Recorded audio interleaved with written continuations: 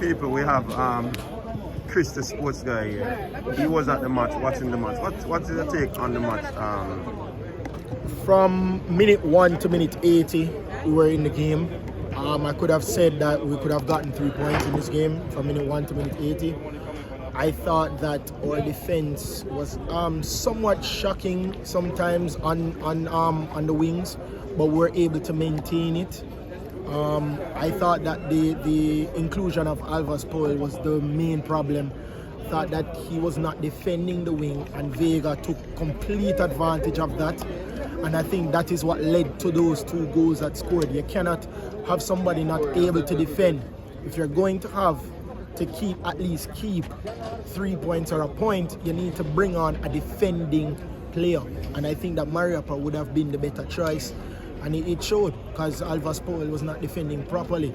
And you can see after the game that Daniel Johnson was very upset because the Alvas Paul was not defending. Vega could have sit down, had a cup of tea, even some food, and still not been defended by Alvas Paul.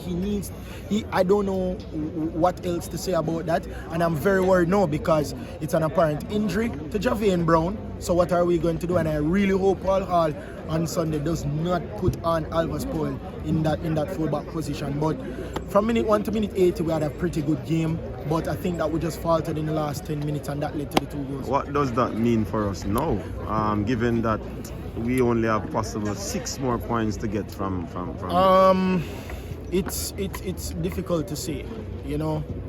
Had the game ended the way we would have wanted it to, I would have been more confident saying that we more than likely could have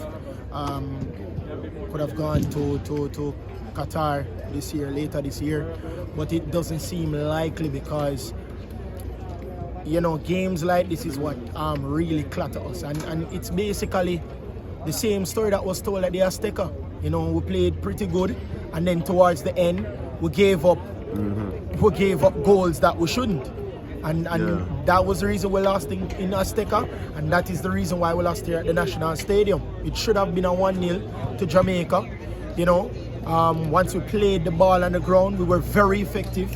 And we need to continue to play that game, but we need to now ask ourselves, who are the players that can maintain this style of play? Because, to be honest, the system that Paul Hall is instrumenting or is trying to implement here in the Reggae Boyz is actually not bad, because we got a goal against Mexico, who, if you ask an outsider, would have never gotten a goal, let alone with 10 men, and we did.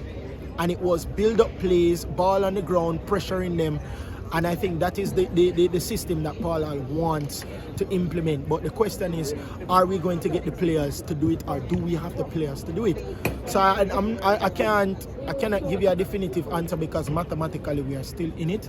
So I cannot tell you yes, and I can't tell you no. All right, big up yourself, Chris.